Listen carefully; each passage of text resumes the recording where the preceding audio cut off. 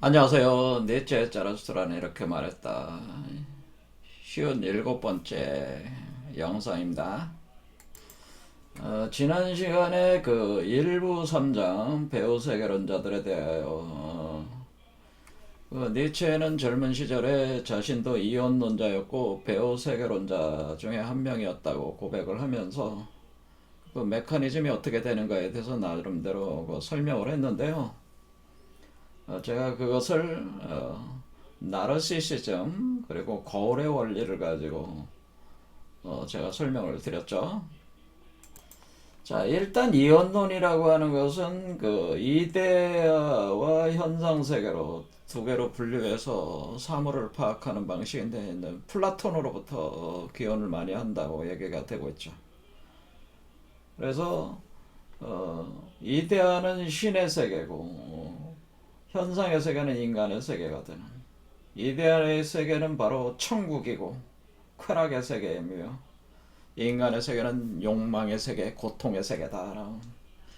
이데아는 완전한 기하학적 도형과 같은 세계고, 그리고 이 세계는 불완전한 세계라고 하는 거죠. 이데아 세계는 무죄의 세계, 신의 세계는 무죄의 세계고, 이 세계는 죄악의 세계라고. 이데아의 세계는 창조자가 머무는 세계를 뜻하고, 이 세계는 피조물인 생명과 인간들이 머무는 세계다.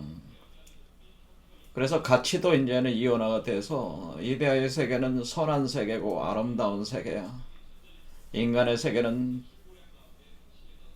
불선한 세계고 악의 세계이면서, 그리고 추악한 세계라고 그렇게 보는 거죠. 그래서 이데아 세계는 그래서 진리의 세계다. 그래서 참된 세계라다. 진리의 세계요. 그리고 이 세계는 거짓과 허구의 세계다. 이제의 세계를 실제 세계라고 하고, 이 세계를 망상과 환영의 세계라고 하는. 그래서 그것을 하늘과 땅으로 이제 대변하고 빛과 어둠으로 이렇게 하는 이거 이원성 개념이에요. 그래서 이데아의 세계로부터 이 죄로부터 고통받는 인간의 세계를 구원한다는 개념이 이제 도출이 돼가지고 기독교에서 그것이 이제 본격적으로 활용이 되는 거죠. 이 죄악의 고통 속에 사는 그 인간들이라고 하는 것은 스스로를 구원할 능력이 없기 때문에 천상의 세계로부터 신이 인간을 구원을 해줘야 된다. 그래서 그 신이 이 세상으로 육화가 돼서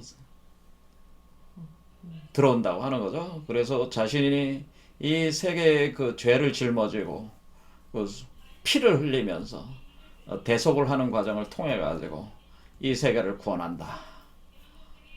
그것이 바로 신이 인간에 대한 사랑하는 방식이고 자비를 베푸는 방식이라고 하는 겁니다.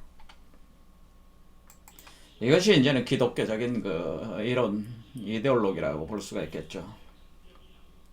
그러니까 이 세계는 열등한 세계, 우월한 세계가 동정을 베푸는 거죠. 그는 불교도 다소 비슷한 점이 많이 있습니다. 이 세계는 에고의 세계는 카르마 업으로 돌아가는 세계라고 하는 거죠. 번뇌의 세계라고는. 그래서 일체계고 모든 것은 고다, 고통이다 이렇게 보는 거죠. 불교에서도. 근데 그 원인은 결국 아상, 에고로부터 시작된 것이다.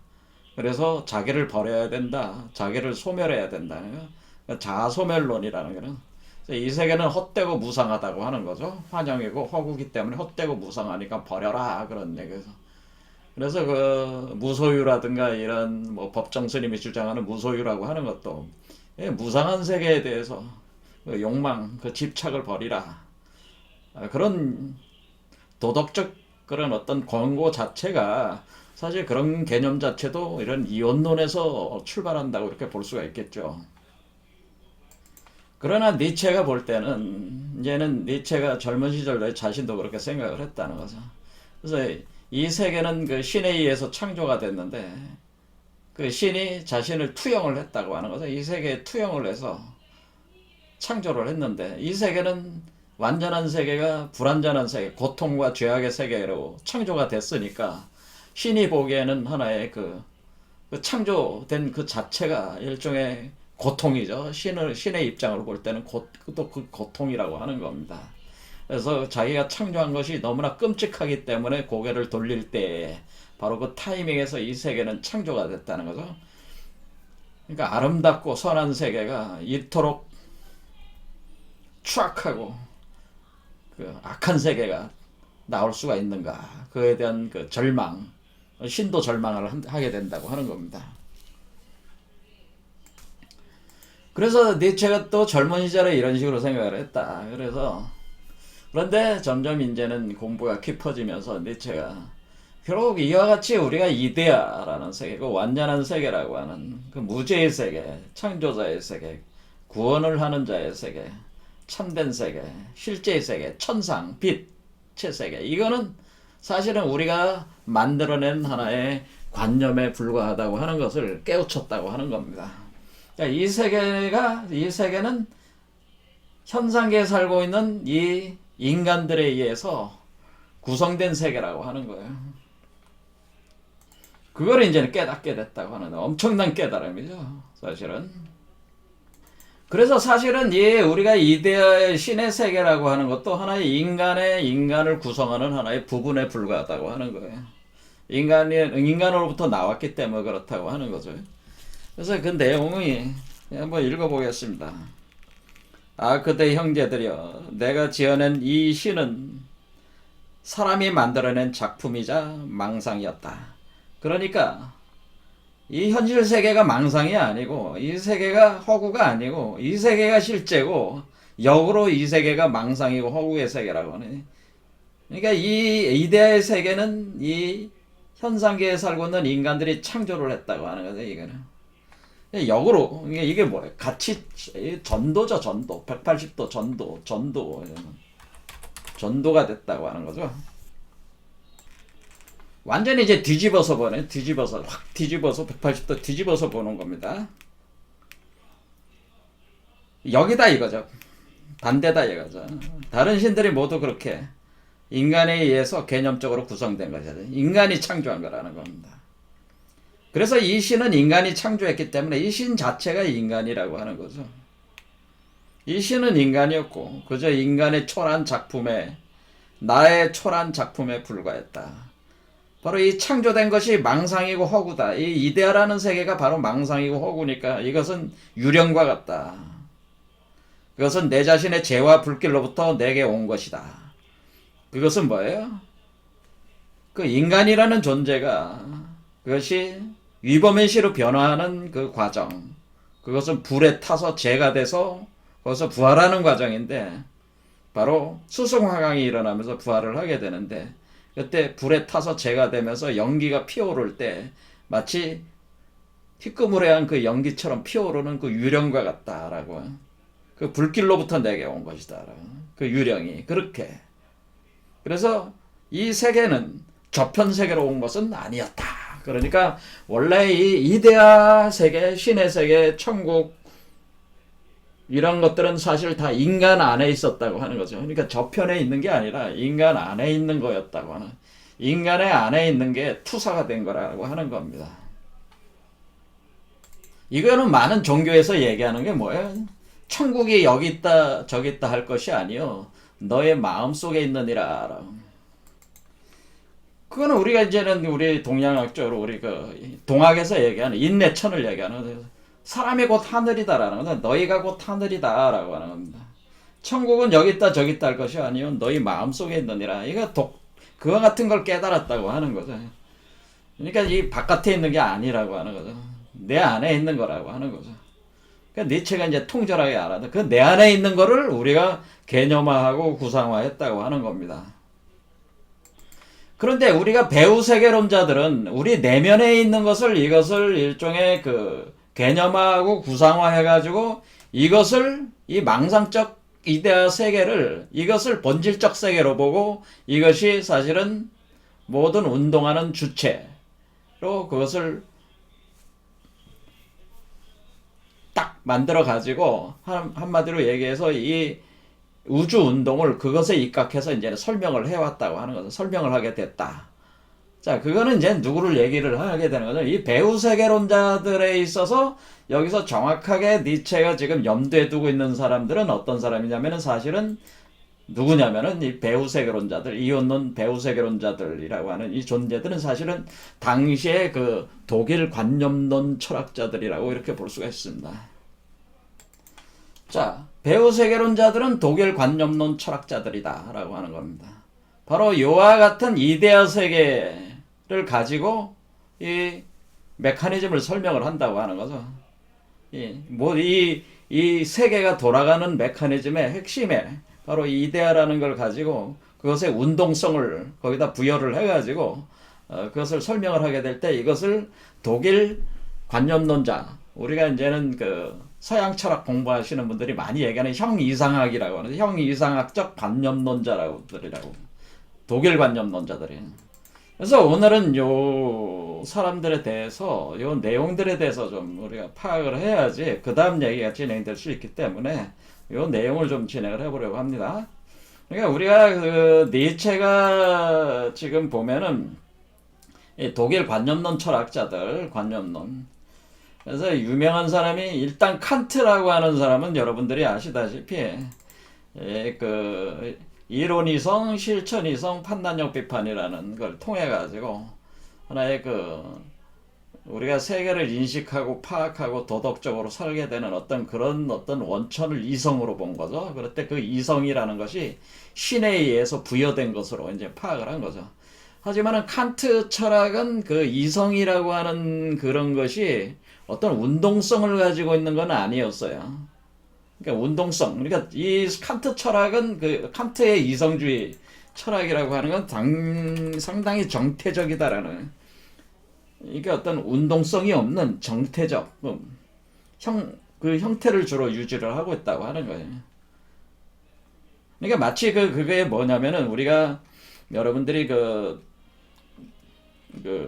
플라톤과 아리스토텔레스를 이렇게 보면은 플라톤은 이 손가락으로 하늘을 가르치잖아요. 이데아의 세계를 가리키는 기하학적 세계라고 하는 거는 이 하나의 도형적 세계니까 이 이데아 세계 한마디로 그 고정되어 있는 정태적인 형태란 말이에요.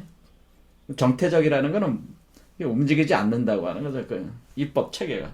근데 아리스토텔레스는 이데아 사상에 더해가지고 뭐를 주장하게 되면 플라톤으로부터 배웠지만은 아리스토텔레스는 이 이데아가 우리 현실 세계에 드러날 때 그 네 가지 요소에 의해서 그 원인에 의해서 이것이 작용이 되면서 현상계에 드러난다고 할 때에 네 가지를 이제는 얘기를 하게 되는데 형상인 그리고 진료인, 작용인 그리고 목적인이라는 표현을 하게 됩니다. 목적인. 할 때 우리가 형상이라고 하는 것이 이데아랍니다. 기하학적 세계니까 이데아라. 이걸 이데아인데 그럼 이데아라고 하는 것이 우리가 이데아가 진료 그러니까 어떤 형상 기하학이잖아요. 기하학적 그림이죠. 도상이 그것도 물질적인 어떤 형상으로 들어오는 물질적인 원질이 있어야 될 거 아니에요. 재료가 있어야 될 거 아니에요. 그걸 진료라고 한다고 하는 거죠. 이건 물질이죠. 그러니까 형상이 물질에 부여가 되는 거죠. 그러니까 이게 우리 동양적으로 보면 이게 형상이 이가 되고 진료가 기가 되는 거죠. 이기 이론론이다, 이기 이원론이다 그런 개념이에요. 그런데 형상이 진료로 이렇게 적용이 될 때 이 형상을 체로 보고 이 진료 적용될 때 그러니까 형상이 진료에 작용이 돼가지고 이렇게 될 때 이것을 이렇게 본단 말이에요. 그러니까 체용 관계가 되기 때문에 형상이 진료에 작용하는 작용인이 있어야 된다는 어떤 방식으로 작용하느냐 이것이 이제 법칙을 구성을 하게 되는 거죠. 작용인. 그 다음에 이 어떤 이런 형상이 진료에 작용을 해가지고 운동이 발생을 하는 거죠. 이때 이렇게 되면 이제 운동이 일어나는 운동이 일어날 때 어떤 동적 운동이 일어나는 거죠. 다이나믹하게 움직인다고 하는 거죠. 지금 플라톤 사상은 다이나믹하지 않고 그러니까 고정되어 있는 세계인데 근데 우리가 살고 있는 세계는 변화무쌍하잖아요. 그 변화무쌍하는 거니까 변화무쌍하는 동적 특성을 부여를 해주는 작용이 있는 건데 그럼 그 운동이 일어나는 거잖아요. 그럼 그 운동에는 어떤 목적이 있다고 하는 거죠. 그런 목적. 그냥 그 운동이 그냥 일어나는 게 아니라 어떤 목적을 가지고 이 운동이 일어난다. 그래서 이 그 아리스토텔레스는 우리가 이 이데아라고 하는 것이 현상계에서 드러날 때 그러니까 형상인, 진료인, 작용인, 목적인 이렇게 사요인설을 가지고 이걸 설명을 한다고 하는 거죠. 그래서 이 그 아리스토텔레스가 이제 얘기를 하는 거는 사과가 왜 땅으로 떨어지냐. 그러니까 이제는 거기서 이제는 그 우리가 뉴턴은 사과가 땅에 떨어지는 이유, 떨어지는 걸 보고 거기서 자연 법칙으로서 중력의 법칙을, 만륜력의 법칙을 이제는 파악을 한 거잖아요. 하지만은 뉴턴이 왜 사과가 땅으로 떨어지는가 얘기는 안 한 거란 말이야. 이것도 아주 신비스러운 얘기죠. 사실은 신비한 얘기죠. 사과가 떨어진 이유라든가 지구가 태양 주위를 도는 것이 만륜력 공통의 법칙인데 거기에 그 먼 거리가 그러니까 우리가 태양 주변에 도는 지구 사이에 그런 먼 거리에 즉각적으로 반응하는 그 어떤 힘이 있다고 하는 것 자체가 굉장히 신비스러운 개념이란 말이에요. 사실은. 어쨌든 간에 그 뉴턴은 그것을 그 신비스러운 힘에 대해서 설명을 안 했단 말이에요. 그러니까 그게 그런데 아리스토텔레스는 사과가 땅으로 떨어진 이유, 태양이 주위로 지구가 도는 이유는 뭐예요? 잡아당기는 거니까 사랑함이 있다네. 사랑하는 거. 그러니까 멀어지려고 하고 또 붙으려고 하는 그런 어떤 그런 감성적 요소 같은 것들이 이제 있다고 이제 얘기를 하는 거죠. 그러니까 우리가 사과가 땅으로 떨어지는 거는 사과의 속성에 땅으로 떨어지는 그 목적성을 가지고 있는 그 동질성을 향한 그 추동이 있어가지고 떨어진다. 이런 식으로 설명을 한단 말이에요. 근데 이제 뉴턴은 그게 이게 수학적으로 이렇게 그 현상만 이렇게 그 설명한 이게 그 수학 그 수식으로만 딱 표현을 한 거죠.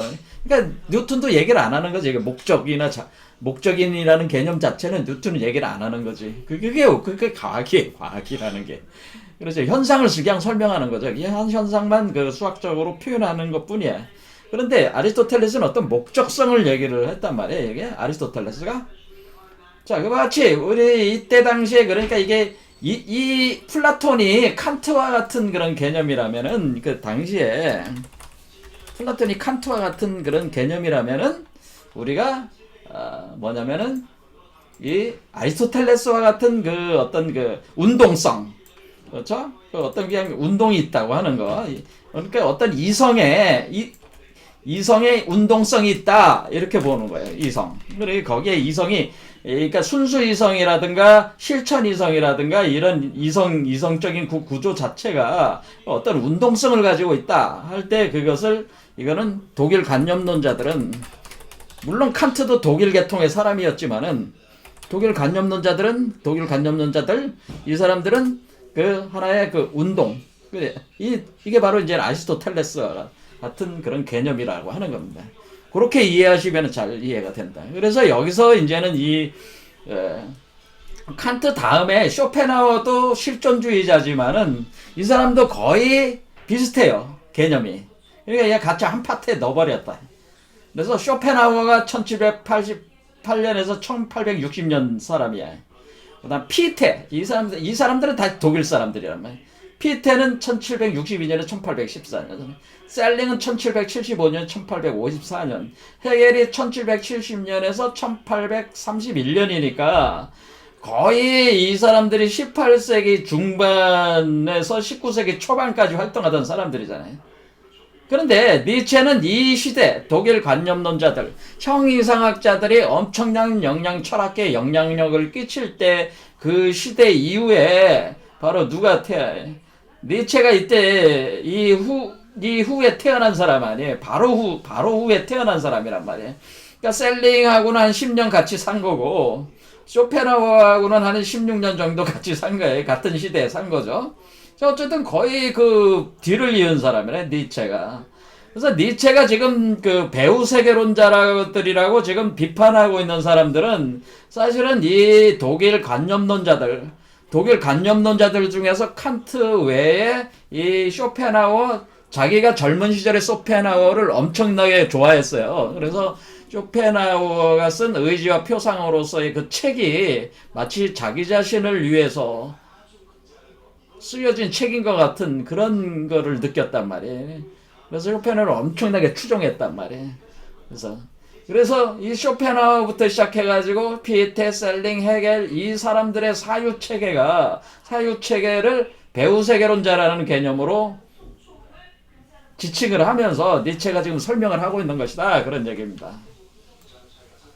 자, 우리는 서양 철학에 있어가지고 우리가 엄청난, 제가 생각할 때 엄청난 그 이 굉장히 뭐라고 얘기해야 되나요? 어떤 탁월한 어떤 그런 사유체계의 전환이 일어난 게 사실 독일 관념론 형이상학자들의 출현에 의해서 저는 가능했다고 또 생각이 드는데요. 엄청난 사람들이에요, 사실 이 사람들이. 그런데 이 중에서 특히 헤겔이라는 사람이 이걸 종합을 거의 하세요. 피테와 셀링의 철학을 헤겔이 다 정립을 거의 다 통합을 해가지고 결국 제대로 틀을 잡은 사람이니까 그래 셀링도 굉장히 뛰어난 사람인데, 근데 이 헤겔이 우리가 이제는 공부한 사람들이 많았단 말이에요. 우리 한국에서는 헤겔에 대해서 아는 사람들이 나름 있다. 왜 그러냐면은 우리가 젊은 시절에 사람들이 우리 학생 운동하던 사람들이 마르크스를 많이 추종을 했단 말이에요. 그래서 마르크스주의자들이 많았는데요, 당시에. 근데 마르크스주의가 결국 당시에 이제 소련이나 이제는 중국, 중공이죠, 현재 중공. 여기서 이제 받아들일 때에 좀 변질이 좀 있었지만은, 그러면서 변질이 있어가지고 김일성 주체 사상 이렇게 돼가지고 주사파에 이제 영향을 많이 받게 되는 거죠, 우리가 학생 운동하던 사람들이. 그런데 원래 근본적인 뿌리는 마르크스 사상이 그게 시작이 돼서 그게 나온 거잖아요. 그래서 마르크스라는 사람이 당시에 막 대학에 입학한 사람들이 이 세계를 해석을 해가지고 나름대로 당시에 독재 정권 한가하기 위해서 이론적 이데올로기적 틀을 잡을 때 마르크스를 기본으로 해서 배울 때에 그때 등장한 개념이 바로 유물변증법이라고 하는 거예요. 유물변증법. 그래서 마르크스도 1818년에 1883년 사이니까 거의 니체하고 같은 시대 사람이란 말이에요. 그래서 마르크스가 유물변증법을 전개할 때 마르크스는 그러니까 물질적 어떤 우동성을 변증법적 원리로 그것을 설명을 해서 자본주의적 어떤 운동 메커니즘을 이제 파악을 해가지고 이게 이제 자본주의 붕괴론을 이제 얘기를 하는 건데, 원래 변증법이라고 하는 개념 자체가 헤겔로부터 배워온 거라는 거죠. 헤겔로부터 나온 거래요, 헤겔. 그러니까 헤겔이 변증법, 정반합이라고 하는 헤겔의 변증법적 사유체계가 마르크스에게 있어서 물질로 전도되는 거예요. 그러니까 헤겔은 정신현상학이라고 해서 물질이 아니고, 그러니까 이제 마르크스는 변증법을 물질에 적용하는 거고, 물질 세계에 적용하는 거고, 지금 헤겔은 변증법을 정신에 적용을 한다고 하는 거죠. 이것이 지금 이성이라고 하는 거잖아요. 정신 이성. 그래서 이 정신에 적용을 하는 것이, 이게 헤겔이 먼저 정신에 적용을 해서 자기의 거대한 사유체계를 구성을 해낸단 말이에요. 그것을 가지고 마르크스는 뒤집어가지고 마르크스는 물질을 더 본질적으로 보면서 이것을 바꿔버린다, 그런 얘기입니다. 이 문제는 나중에 또 한번 언급을 해보겠습니다. 오늘은 이 헤겔의 이 변증법적 사유체계와 이 니체의 이런 개념들을 연결을 해서 설명을 해보겠습니다. 자, 변증법이라고 하는 것은 뭐냐면은 우리가 정반합이다 이렇게 생각해요. 자, 그럼 우리가 니체가 지금 설명을 할 때 우리가 거울의 원리, 그리고 나르시시즘이라고 하잖아요. 나르시시즘. 그러니까 지난 시간에 설명할 때 나르시시즘, 자기애라고 자기애. 그러니까 나르시스가 뭐냐면은 자기가 이 샘물에 비친 자신의 모습을 보고 너무나 매혹을 느낀 거죠. 아름다움을 느끼고 이 물속으로 뛰어든단 말이에요. 그렇죠. 그래서 죽는 거잖아요. 그러니까 이 거울에 비친, 그러니까 여기 보면 여성이 이제 거울을 보고 있잖아요. 여성들이 이렇게 거울을 보는 이와 같은 자기도취, 자기애라고 하는 거, 셀프 러브라고 하는 거죠. 그러니까 이 지금 이 운동 과정의 그 핵심적인 요소는 이 자기애가 깔려 있다고 하는 거예요. 그러니까 우리가 지금 이 하늘과 땅이라는 이원적 세계를 구성을 하고, 그러니까 원래는 니체는 이 이데아라고 하는 것이 인간 안에 내재가 돼 있는 것을 개념화 시킨 것이다라고 이렇게 얘기를 하면서, 이 개념화된 오히려 이데아가 오히려 인간의 세계를, 그러니까 현상의 세계를 창조한 것처럼 이론 구성을 하게 된다. 그것이 바로 헤겔 같은 형이상학적 관념론자들이 했던 거란 말이에요. 그럴 때 이 인간에 의해서 창조된 이데아 세계를 오히려 주도적으로 놓으면서 이걸 또 한번, 그러니까 전도를 시키는 거죠. 이런 식으로. 그러니까 하늘에서 땅으로, 그러니까 얘기를 하늘은 이데아 세계란 말이에요. 이데아 세계, 이게 신의 세계란 말이에요. 이 신의 세계가 바로 우리가 땅으로, 그렇죠. 이 물질의 세계죠. 물질 세계. 이 물질 세계, 물질과 생명의 세계라고 부르는, 물질과 생명의 세계로 이렇게 전개가 되내갈 때 이걸 뭐라고 하는 거냐면은, 제가 이 위에서 아래로 내려가는 하강 운동이죠. 하강 운동. 이 하강 운동이라고 하는 것은 이 위에서 아래로, 그러니까 거울이 어떻게 되어 있는가, 위에서 아래로 보는, 이렇게 비춰지는, 위에 게 아래로 비춰지는 거울이죠. 그러니까 여기로 몸을 던진다는 거죠. 물속으로 던진다, 그런 거죠. 이것이 바로 뭐라고 했습니까? 아가페라고 그래요. 제가 얘기를 했죠. 아가페 사랑, 러브. 우리가 러브로 볼 때는 아가페 사랑이라고 하는 거죠. 아가페. 그리고 역으로 땅에서 하늘로 투영이 되는 거. 이거를 우리가 에로스라고 했잖아요. 그런데 이 아가페나 에로스나 근본적으로 이것은 나르시시즘이라고 그래요. 셀프러브라고 하는 거예요. 그러니까 우리가 사랑이라는 것은 사실 근본적으로는 자기 사랑이라고 하는 거예요. 자기 사랑의 확장일 뿐이라고 하는 거예요. 우리가 아가페든지 에로스든지 그런 것들은 사실상에 있어서는 자기 확장, 자기 사랑이라는 개념이 확장된 거예요. 그건 변용이라고 하는 거죠. 자기의 셀프, 자기의 변용이라고. 그러니까 이 아가페도 우리가 아가페라고 얘기하는 아가페든지 에로스든지 다 이것은 셀프러브라고 하는, 근본적으로는 셀프러브라고 하는. 그러니까 지금 신이 물질로 자신의 몸을 던지는 건 뭐예요? 하늘의 세계가 땅의 세계를 사랑해서 몸을 던진다, 그런 개념이에요. 그리고 땅의 세계가 하늘을 사랑해서 몸을 던진다, 이런 개념이 되는 거죠. 그래, 거울을 보는 이 거울의 이치로 그런 식으로 진행이 된다. 그러면 이 하늘의 세계는 뭐예요? 신의 세계는, 이데아 세계는 땅의 세계를 이렇게 창조하는 것이 창조의 마법의 놀이와 같은 거죠. 거기에 매혹을 당한 거죠. 그래서 자기를 던질 때, 이렇게 될 때 이걸 뭐라고 그러냐면, 이거를 우리가 정반 합이라고 얘기할 때 이것을 헤겔은 어떻게 봤냐면, 이걸 정이다. 이것이 정이고 이것은 그거에 대한 반이다라고 그래요. 그러니까 하늘이 정이고 땅이 반이다, 이렇게 봤다는 거예요. 정, 반. 자, 그러면 하늘과 땅. 그러면 정반이잖아요. 정반. 그러면 그러니까 반전된 거 아니에요. 거울 반전됐으니까 반이란 말이야.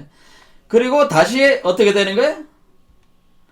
하늘에서 땅으로 내려왔어. 이것이 하늘에서 땅으로 내려오는 것이, 이것은 창조운동이라고 그러는데, 창조운동. 그러니까 그렇게 할 때 그 창조를 뭐라고 얘기하는 거냐면, 이 하늘 이데아를 헤겔은 절대정신이라고 표현한 거야. 절대정신.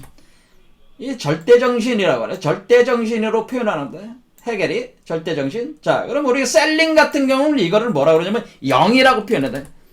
지고의 영, 완전한 영. 영으로 표현한다. 영.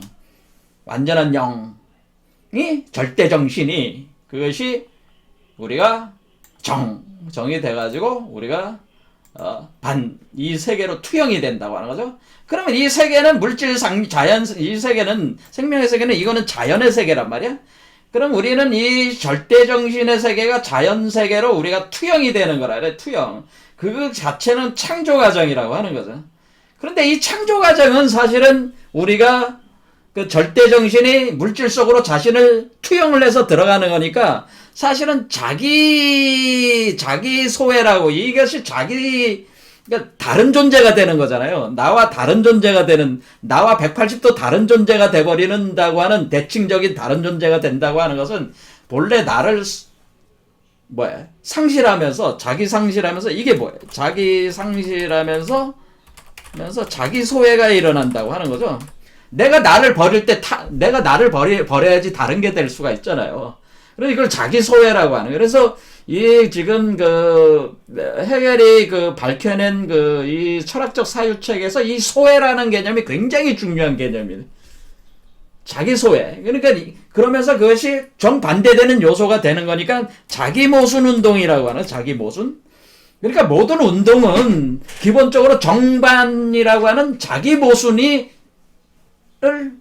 나오게끔 운동이 된다고 하는, 운동의 본질적 특성이 정반으로 간다는, 정반. 그러니까 자기 소외, 자기 모순, 자기 소외와 모순으로 간다는. 그러니까 완전히 180도 다른 자신의 모습으로, 다른 모습으로 자기를 투영을 해버린다는 거지. 왜 그래야지 자신의 180도 다른 걸 통해서 자기를 인식을 한다고 하는 거지. 그렇게. 자기 모순을, 자기 소외와 자기 모순은 자기 인식을 하기 위한 하나의 과정이라고 하는 거죠. 자, 그러면 우리가 자기 모순이 일어났어요. 여기서. 정반. 그렇죠. 정반. 그래서 우리가 하늘이 정이고 이때는 반이잖아요. 그렇죠. 그런데 여기서 정반으로서 이건 창조운동이지만은, 이게 아가페 운동이지만은, 그렇죠? 신이 세계로 자신을 던져넣는 거지. 완전한 신이, 완전한 절대정신이 불완전한 이 물질, 자연세계로 들. 그래서 자연으로 자기를 던져넣는단 말이야. 그래서 이 자연은 뭐냐면은 완전한 영은 깨어있는 상태인데 자연 상태는 잠자는 절대정신이라는 거죠. 자, 그러니까 우리는 이 자연이라고 하는 것은 사실은 우리가 경험하고 있는 이 물질 세계, 물질과 이 생명의 세계, 이 자연의 세계라고 하는 네이처. 이 세계는 신의 현현이야. 현현인데 잠자고 있는 신이야. 절대 정신이 활동하지 않는 건지. 근데 그건 모습이란 말이죠. 이게. 물질화가 됐다는 거지. 그런데 여기서 다시 자연으로부터, 그러니까 정신이 자연화가 되는 거죠. 우주자연이 되는 거란 말이에요. 그런데 우리가 다시 여기서 정반, 다시 여기를 정으로 삼고 다시 여기를 반으로 삼는 운동이 일어난다고 하는 거죠. 반. 자, 그러면 정반 이렇게 가는 거라잖아요. 자, 이렇게 할 때 우리는 정반 이렇게 갈 때 여기를 땅이 정이고 이제는 하늘이 반이야. 자, 그럼 우리는 정반 운동 자체가 어떻게 되는 거야? 여기는 그러면 진화라는 거죠. 이거는 진화. 이것은 다시 어떻게 되는 거야? 이때는 자기 상실했잖아요. 그때는 이거는 자기 회복 운동, 자기 회복, 자기 실현 운동이라는 거지. 자기 실현. 자, 여기서 180도 뒤집어졌어. 그런데 여기서 다시 또 180도 뒤집어졌어. 그럼 본래 모습으로 다시 돌아오는 거잖아요. 뒤집었다 뒤집어 돌아오면은 어때? 다시 본래 모습으로 돌아오니까 자기가 확인이 되는 거죠. 그러니까 이 존재가 절대정신이라고 우리가 본다면은 요게 절대정신이 자신을 180도 반대 대칭으로 돌린 뒤에 다시 여기서 물질세계로 보낸 뒤에 자연이 된 뒤에 다시 이것을 180도 돌려서 본래 자신을 확인하는 걸 통해 가지고 자기 인식을 통해서 자기를 확인하는 과정이 되니. 그렇죠. 이것은 자기 회복 운동이 되는 거죠. 그러니까 자기 소외가 아니고 자기 실현, 자기 회복이라는 거죠. 모순이 다시 어떻게 되냐? 해소가 되는 거죠. 모순 해소 운동에는. 자, 그러면 이거는 이제는 그럼 이거는 아가페 운동은 하강 운동이고, 인볼루션 운동, 그러니까 자연으로 내재화되는 운동이고, 에로스 운동은 상승 운동이 되는 거죠. 자, 자기 모순 운동은 자기 기억상실이래, 기억상실. 자기 기억상실 운동이네. 이거는 기억회복 운동이라고 하네. 자기 상실 하강 운동은 타락하는 운동이에요, 타락이 때 타락하는 거네. 그렇죠? 어때, 이거야? 이것은 타락을 기억을 회복하면서 다시 그 타락된 것을 다시 회복하는. 그래서 이건 이건 죄의 소멸이라. 죄의 소멸. 죄의 소멸. 이런 개념이 되는 거죠. 죄의 소멸.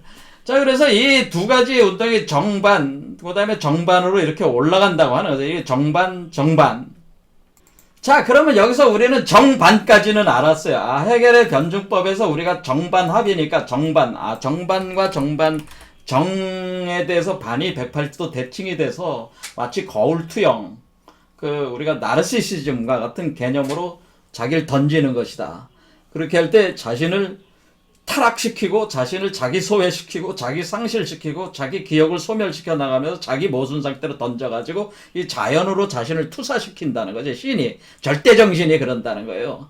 그리고 절대정신이 또 그것을 통해서 자기 자신으로 다시 회귀하는 운동. 이거는 뭐야? 자기 회귀 운동이래요. 회귀 운동. 회귀 운동을 한다는 거죠. 여기서 다시 정반으로 해가지고 다시 회귀 운동을 한다는 거죠. 회귀. 다시 본래 자기로 돌아오는 운동. 이게 절대정신의 운동이라고 하는 겁니다. 그렇게 할 때에, 그럼 우리가 정반합이라고 하는 것은 무엇이냐? 이것을 이제는, 그럼 합이라고 하는 것을 이제 니체적인 개념을 여기서 도입을 하면은, 그러면은, 하늘에서 땅으로 내려와서 정반합으로 만드는 그 합이라고 하는 그 대상은 인간이라고 하는 것이죠. 인간. 정반합이라는 거죠. 정반합으로 인간을 만들었다고 하는 거죠.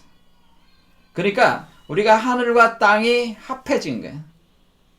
하늘과 땅이 하늘이 땅으로 투영이 돼서 땅에다가 하늘이 자신의 모습을 드러내게 했는데 그것이 인간이라고 하는 겁니다. 지금 우리가 살고 있는 인간이다, 이런 얘기라는 거죠. 이해되시죠? 그리고 이게 정반합이야. 그게 이렇게 합인 인간이야, 여기서.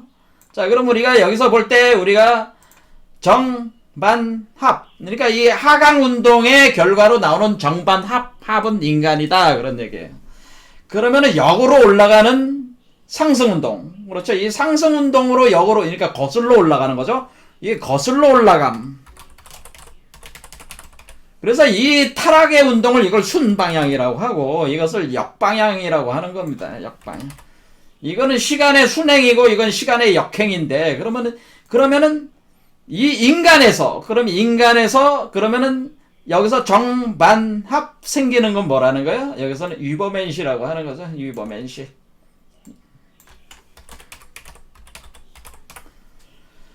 자, 그러면은 우리가 정반합을 통해서 인간이 태어났고, 하늘이 정이고 땅이 반인 관계에서 인간이 생성이 되는 것이고, 그러니까 물질 생명의 존재로서 인간이 생성이 되는 것이고, 또 땅으로 내려온, 땅에서 하늘로 올라가는 이걸 정으로 해서 반으로 가는 게는 뭐예요? 그 인간의 입장으로 볼 때는 위버맨시로 올라가는 것이다라고 하는 거예요. 이 위버맨시가 이 본래의 그 절대정신의 형상이라고 하는 거죠. 이 위버맨시가, 그러니까 결국에는 180도 돌아서 다시 또 180도 돌려버린 거니까 360도 돈 거 아니에요. 360도 돌아버렸으니까 바로 위버맨시가 절대정신이다라고 하는 거죠. 시가 절대정신. 이렇게 보는 거죠. 위버맨시가 절대정신이다. 자, 그럼 위버맨시가 절대정신인데 여기서 니체가 여기서 멈춘 게 아니에요. 여기서 멈추지 않고 여기도 마찬가지로 정반합이라고 하는 게 있단 말이에요. 그러면은 인간이 위버맨시가 되고 위버맨시에서 다시 인간으로 들어간다고 하는 거죠. 그럴 때 우리는 어떻게 되냐? 이거는 이 인간으로 볼 때 정반합은, 자, 그러면 이것을 이제 중도의 길이라고 하는 거죠. 정반합이라는 건 정반합 중간이잖아요. 인간에서 위버맨시가 됐잖아, 지금. 그러면은 인간이 정이고 반은 위버맨시가 되는.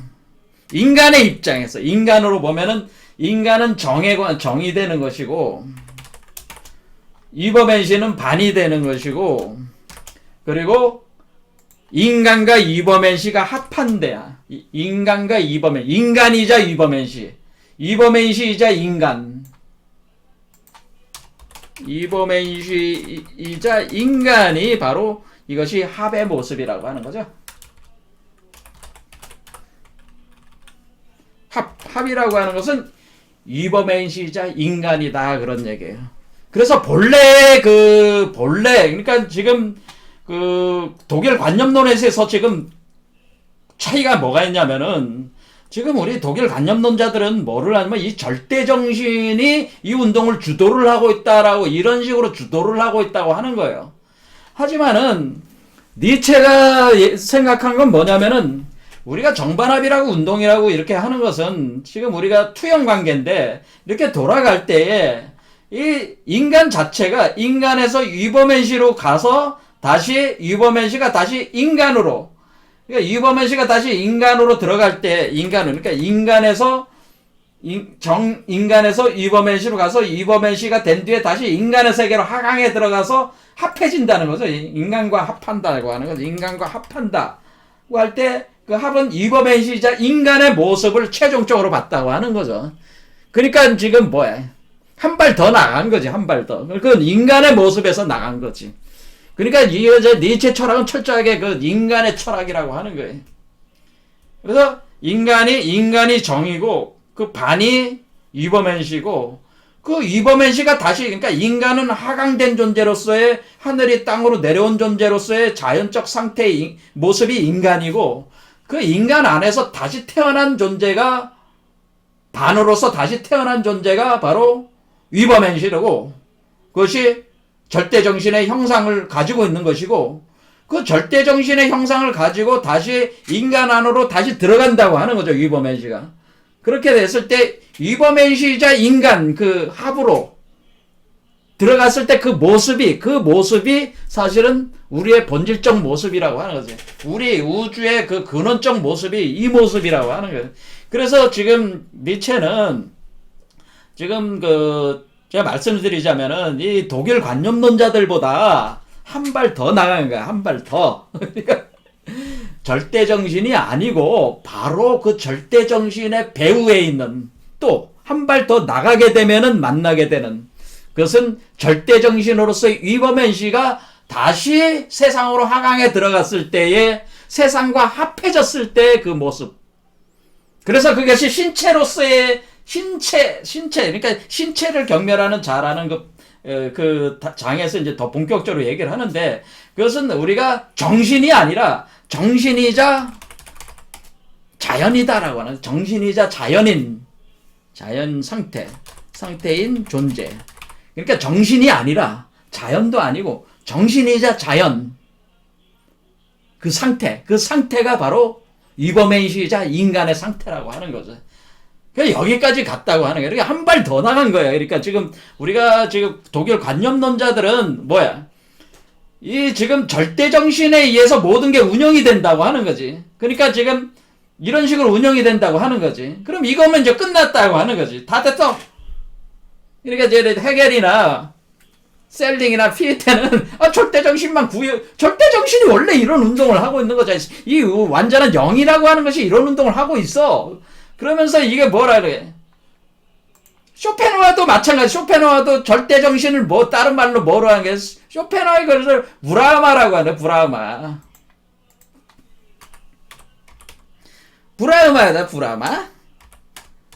브라흐마. 그러니까 인도 힌두교에 그 육파 철학이 있는데 그 중에서 베단타 철학의 영향을 많이 받았어요. 쇼펜하와. 그래서 브라흐마라고 그랬고 이 위버맨시 이때 도달한 위버맨시를 이것을 아트만이라고 얘기했단 말이에요.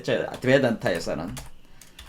이 아트만일 때 그러면은 이 아트만이 브라흐마다. 그러니까 결국 쇼펜하워 얘기는 뭐냐면 결국 아트만으로 돼가지고 결국 인간이 브라흐마 상태가 되는 것이다. 그러니까 다시 돌아간 거잖아요. 그러니까 브라흐마가 된 아트만 이것은 뭐야? 아트만과 브라흐만이 하나가 돼버린 거죠. 흡수돼. 브라흐마에 흡수됐다는 거죠. 흡수된다고 하는 그런 개념을 가졌단 말이에요. 그러니까 지금 이 헤겔이나 이제 피에테나 셀링도 어떤 생각을 가지고 있는 거예요? 완전한 영과 절대 정신이 이 운동을 통해서 이 정반합의 운동을 통해 가지고 결국에는 이 자연으로 자기를 투사시키고 다시 자연으로부터 자신을 회복시켜 나가는 반본하는 운동을 하는 회귀하는 운동을 통해 가지고